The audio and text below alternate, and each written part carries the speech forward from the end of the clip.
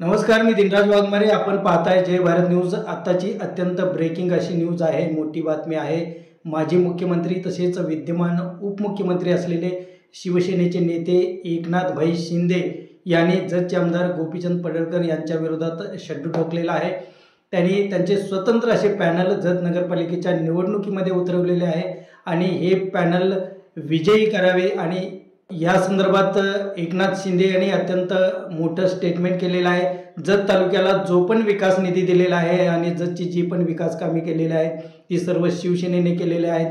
विस्तार म्हैसाळ योजना असेल किंवा जत शहरासाठी स्वतंत्र नळपाणी पुरवठा योजना आहे, जतचं नगरपालिकेचं कार्यालय आहे, याचबरोबर अनेक विकास कामं जी आहेत तर ती शिवसेनेच्या माध्यमातून झालेले आहेत. शिवसेनेचा नगराधीश पदाचा उमेदवार व 15 नगरसेवक पदाचे उमेदवार या निवडणुकीत उतरलेले आहेत.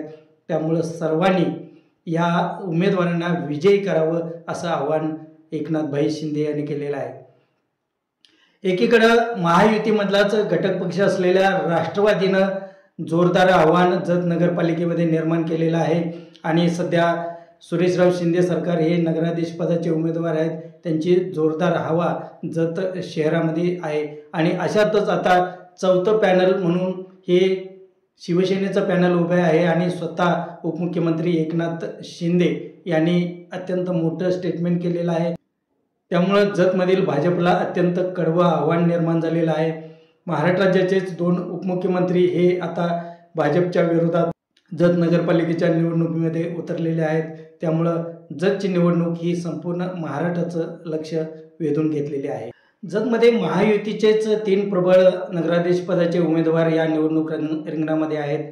सर्वात महत्त्वाचं म्हणजे माजी आमदार विलासराव जगताप आणि सुरेशराव शिंदे सरकार यांनी राष्ट्रवादी अजितदादा गटाचं एक अत्यंत स्ट्रॉंग असं पॅनल या निवडणुकीमध्ये उतरवलेलं आहे आणि सुरेश शिंदे सरकार हे स्वतः नगराधीश पदाचे उमेदवार आहेत. भाजपनं डॉक्टर रवींद्र आळी यांना नगराध्यक्ष पदाचे उमेदवार म्हणून या निवडणूक रिंगणामध्ये उतरवलेला आहे. तर आता शिवसेनेनंही आपला नगराध्यक्ष पदाचा उमेदवार या निवडणुकीमध्ये उतरवलेला आहे आणि सलीमभाई गवंडी हे जे कामगार नेते आहेत तर सलीमभाई यांना नगराध्यक्ष पदाची उमेदवारी दिलेली आहे आणि त्या दृष्टीनं शिवसेनेची सर्व टीम कामाला लागलेली आहे. तालुका प्रमुख अंकुश होवाळे असतील, संपर्क प्रमुख महादेव हिंगमेरे यांच्यासह सर्व शिवसेनेच्या प्रचारामध्ये उतरवलेले आहेत आणि शिवसेनेनं की अल्पावधीतच जत शहरामध्ये चांगलं वातावरण निर्माण केलेलं आहे. महायुतीमधलेच हे 3 प्रमुख पक्ष एकमेकाच्या विरोधात लढत असताना प्रभाग 4 मध्ये महायुतीचाच एक घटक पक्ष असलेल्या RPI याने सुद्धा आपले 2 उमेदवार उतरलेले आहेत.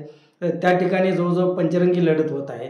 तर अशा पद्धतीनं की खरा सामना हा महायुतीमधल्या उमेदवारांच्या मध्येच होतोय की काय असं चित्र जत शहरामध्ये निर्माण झालेलं आहे.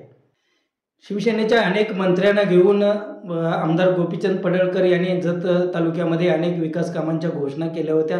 अनेक विकास कामं राबवण्याचं जाहीर केलेलं होतं. तर आता शिवसेनेनं या सर्व मंत्र्यांना या निवडणुकीमध्ये प्रचारासाठी स्टार प्रचारक म्हणून बोलवल्याचं नियोजन केलं असल्याचं समजतंय. आता नेमके कोणकोणते मंत्री या सर्व प्रचाराच्या रणधुमाळीत उतरत आहेत तर याकडं सर्वांचं लक्ष लागून राहिलेलं आहे. एकनाथ शिंदे यांनी जत या नगरपालिकेच्या निमित्तानं तर या संदर्भात एकनाथ शिंदे साहेब यांनी नेमकं काय स्टेटमेंट केलेलं आहे ते आता आपण पाहणार आहोत. नगर परिषदेच्या निवडणुकीमध्ये शिवसेनेचं पॅनल उभं आहे आणि या पॅनलमध्ये नगराध्यक्ष पदाचे उमेदवार सलीम गवंडी हे उभे आहेत आणि त्यांच्यासोबत धनुष्यबाण चिन्हावर 15 सदस्य उभे आहेत. या सर्व लोकांना आपण निवडून द्या.